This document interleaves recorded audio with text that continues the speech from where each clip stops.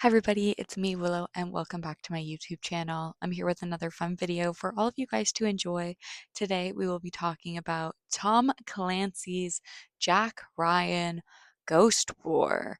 This is the new Prime Video original film that is the continuation of the Tom Clancy Jack Ryan television series that they have on Prime. I believe there's 4 seasons out and they have this movie to continuate the story.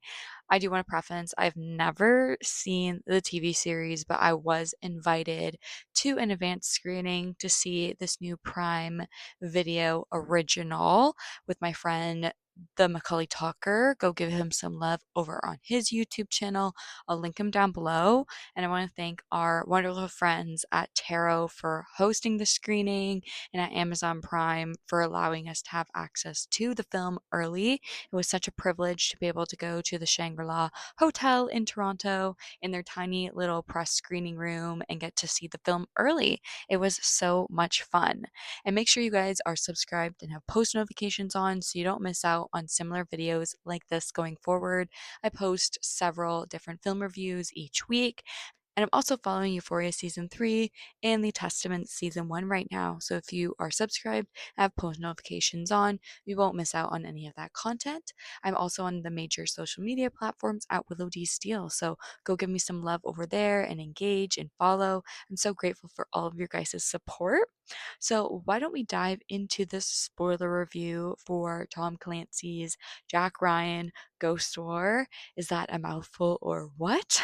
So this film, it stars John Krasinski coming back, reprising his role as Jack Ryan from the 2018 series.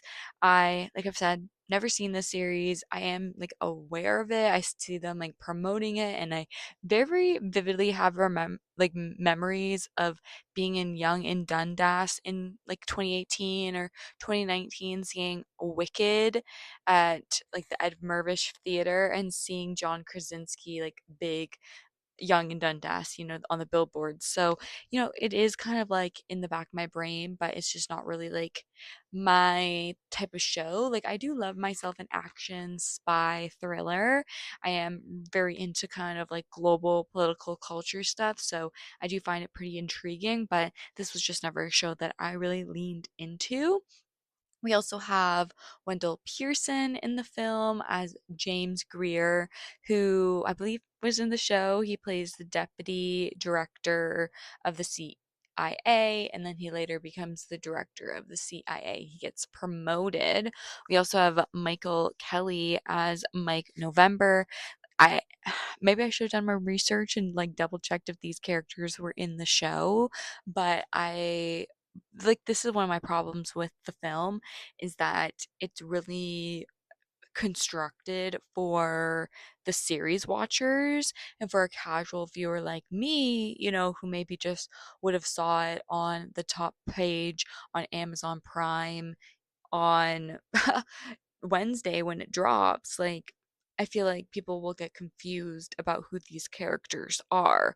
So, maybe as a researcher, a reviewer, I should have done a little bit more digging and actually saw. But I do believe all these characters are in the show. And then we have Sienna Miller, who is not in the show, and she plays Agent Emma Morrow, who works for MI6. So we have the CIA and MI6 working together. There's a little bit of conflict in the beginning where they're not sure if they can trust one another because there's this again like this whole plot from season 4 of the show ending that I had to, this was the little research that I did myself, but they don't really tell you anything, going into this film. You see John Krasinski running down the street with his AirPods in, it's New York, I believe. I think it's New York. It may actually be Washington. I'm pretty sure it's New York. And yeah, John in New York, and like pretty harbor scenes and nice cityscapes. Like, you don't get a shortage of pretty cityscape scenes in this film. That is a lot of the landscapes you are seeing, like New York and London and Dubai, the different cityscapes. So that's something I did enjoy, but we have him running, and then we have this car start to follow him. He starts to freak out and he's trying to outrun the cars. It's revealed to be, Agent James Greer, bringing him back into the folds, because I guess at the end of season 4, he testified in front of the Senate about corruption going on in the government, and he was kind of like relieved of his duties of being an agent, and now he's a civilian. And you will not hear the end of him being a civilian. They tell him a million times, and that's something that this film deeply suffers from, is the fact that it heavily relies on the technique of repeating plot points 3 to 5 times to keep the attention of the audience members, due to being a streaming film, and people are often, laying in bed or at home on the couch on their phone at the same time as watching the film. We saw this in The Rip. Matt Damon talked about this and his experience of working with Netflix, and The Rip with Ben Affleck, how Netflix really encouraged them, to use that technique of repeating plot points multiple times so audience members' attention span would still be able to keep up with the plot points, which I think really deteriorates the strength of the writing and overall structure of the film if you're continuing to repeat these basic plot points. I understand, even if I haven't seen the series, I understand that he's a civilian. I see him running around in the street. They tell me he's a civilian. They're bringing him back in the folds. You don't have to tell me any more times, yet they do. And they also mention about the government corruption so often in this film. And it's a political thriller, it's an espionage film. Of course, there's going to be government corruption. So I don't know why that word, government corruption, is used probably like maybe like 20, 30 times throughout this film. It just does not add anything to the backhand of the film, it just weakens it, in my opinion. So Agent James Greer is bringing Jack Ryan back into the folds, kind of as like an undisclosed agent, because he's technically a civilian, because there is this threat of this terrorist organization starting to uprise, and they need to get this like flash drive or information, some sort of like object. There's supposed to be like a transfer that occurs between this character in Dubai. Douglas Hodge plays Nigel, who is our informant that has the information that has to do the pass off. And Jack gets involved, and during this whole transfer, Nigel does not trust him because he thought he was going to be meeting with Agent Greer. And we have this like cool action scene on a boat in Dubai on the water, which is pretty fun. We have like this undisclosed shooter who's revealed to be Agent Morrow. So we get her being brought into the folds, and she was supposed to meet with Nigel. It's revealed that she is his daughter, so she was trying to look out for him, but poor Nigel is killed on the boat by one of the terrorists.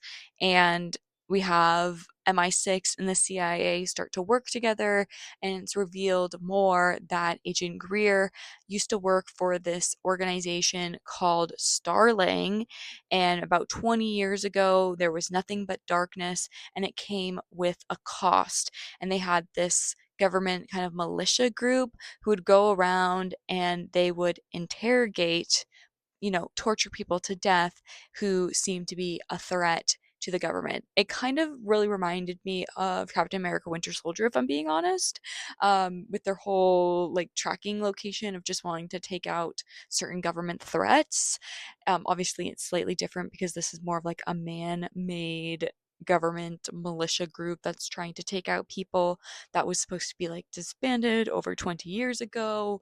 But once it was disbanded, it was started up right again by one of the main men of the group, who is Agent Liam Crown, and he worked side by side with Greer when they were working together. And it's revealed that Starling is up and well, nothing has stopped it, and it's getting out of hand now, and that there's this big, like, we see at the very beginning of the film that there's these like two agents who are trying to get information downloaded, and this is revealed to be basically this whole like, database of all the different people involved in the terrorist group Starling, and they're trying to download it at the beginning so they can get the information for themselves, but they're killed by Liam. And we get lots more action scenes. We get this one really cool car chase scene in the very middle of the film, which I think was probably my highlight of the film. It's very well done. It kind of reminded me of that car chase scene from Shelter, the Jason Statham film that came out earlier this year that also had a terrific car chase scene. Both of them are fun. I think they're both actually like set in like London as well, so that's kind of interesting. But I had lots of fun with that car chase scene. We are chasing after Liam Crown, and we have Greer, Jack, and Emma all in the car together, going after. He has just assassinated the director of the CIA, and he was aiming to assassinate Greer. So, there's been and innocent blood spilled, and they are on a mission to take this guy down.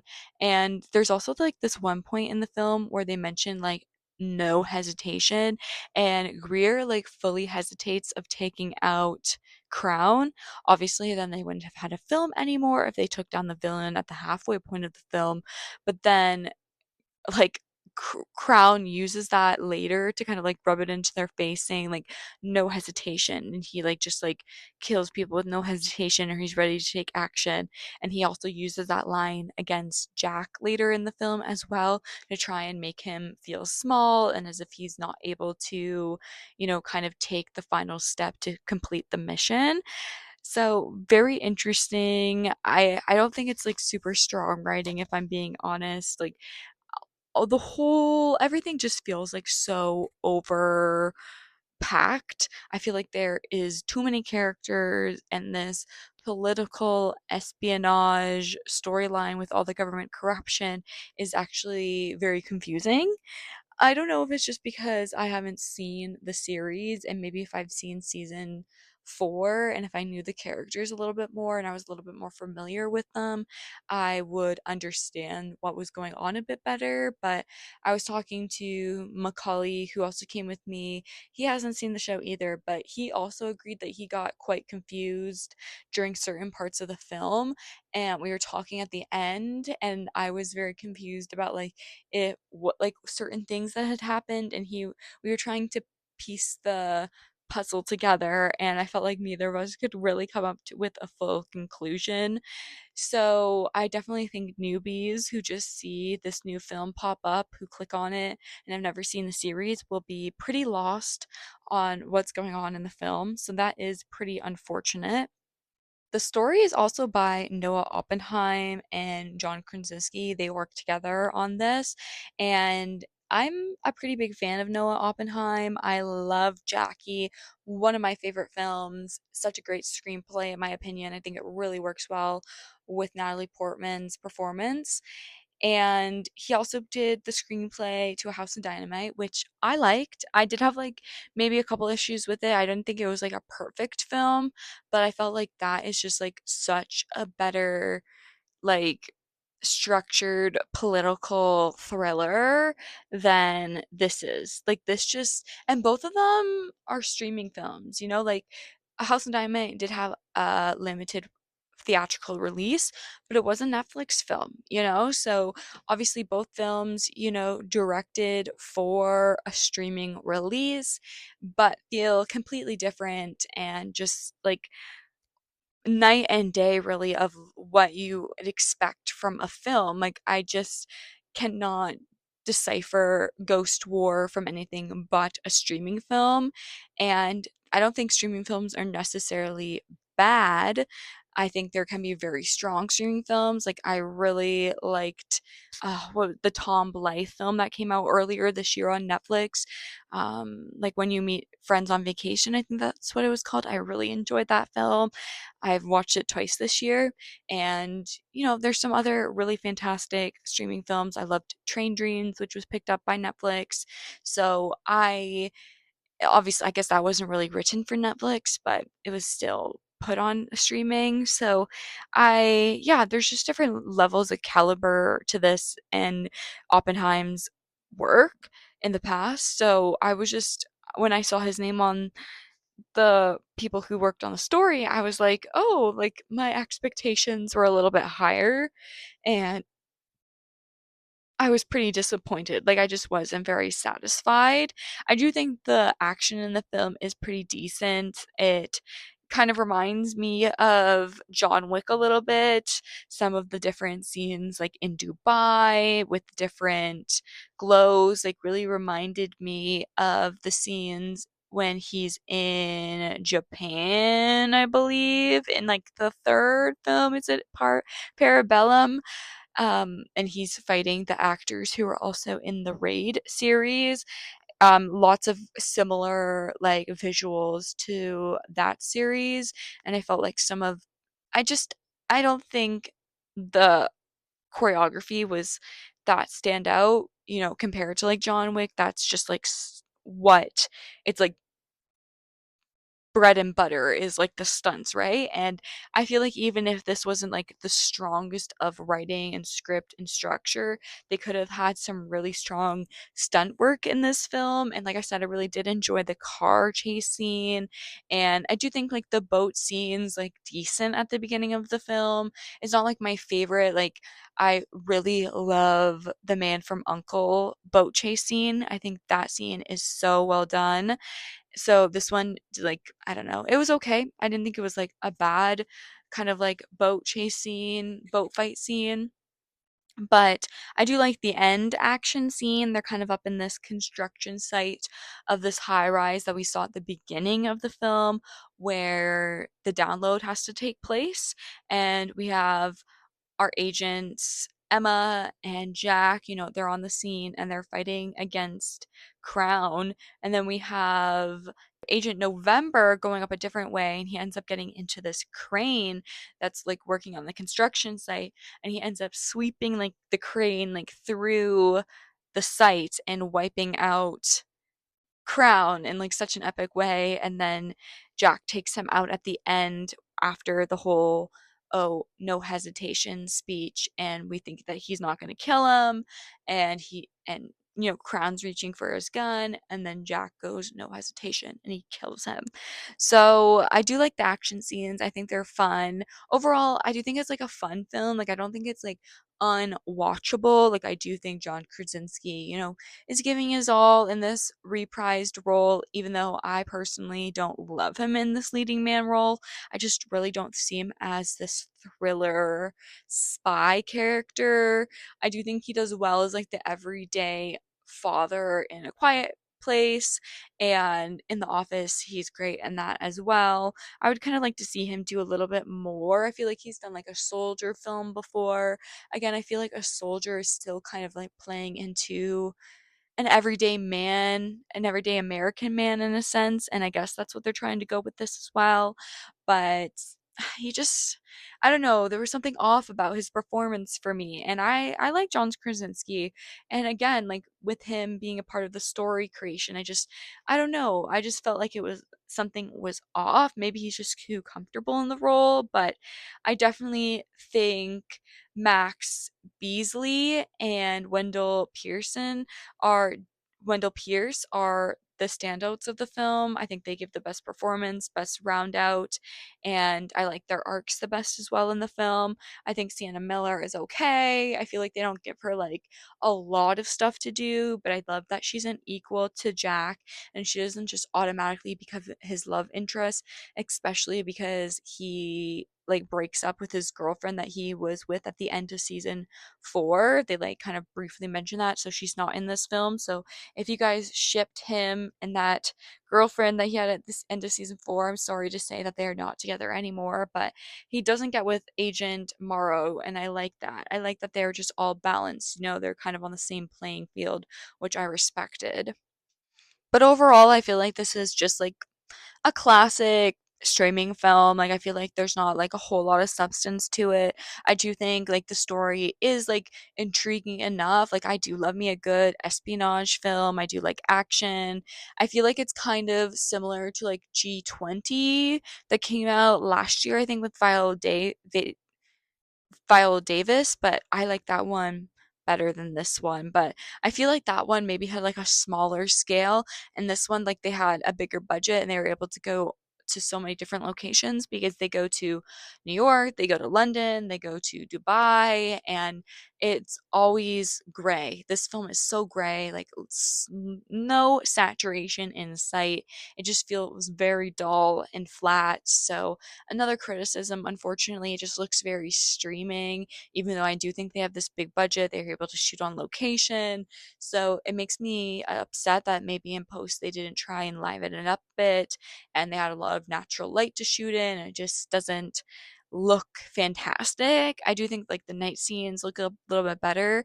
So when they're doing the boat scene at the beginning and then the final action scene up in the construction site, those both take place at night, and I feel like the lights look a little bit better. But yeah, I definitely have issues with the film. I don't think it's like a super, strong out of the gate streaming film from Prime original.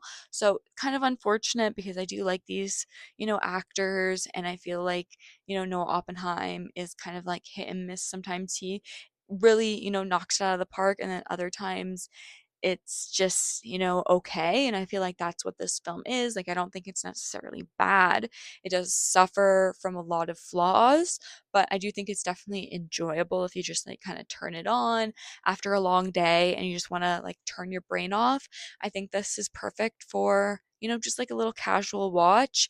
And like that's the thing, like I just don't have a lot of like attachment emotionally to any of these characters. So maybe if you're a big fan of the TV series, you will get a lot more out of this than I did as just like a casual viewer. So let me know if you guys watched Tom Clancy's Jack Ryan from Prime Video down below in the comments. If you guys are excited about Ghost War, the continuation of the series, it also really leaves it open ended. So I feel like they're going to try and get either a season 5 or make a sequel film, and that will leave, even more betrayal and espionage to be had. So let me know what you guys think about Tom Clancy's Jack Ryan Ghost War down in the comments down below. Also, make sure you give this video a like if you enjoyed my review, and hit the subscribe button and post notification button so you don't miss out on any of my reviews going forward. I'm also on Letterboxd, Serialized, the Awards Expert app, TikTok, and Instagram, all at Willow G Steele. So give me a follow and engage on my social media platforms. I'm so grateful for all of you guys' support because it really pushes me out into the algorithm so I can meet other like-minded folks like you guys to join my cinema loving community. Thank you guys for all the love, and I'm excited to hear what you guys think about Ghost War in the comments down below. Until my next video, remember to keep getting lost in cinema. Bye!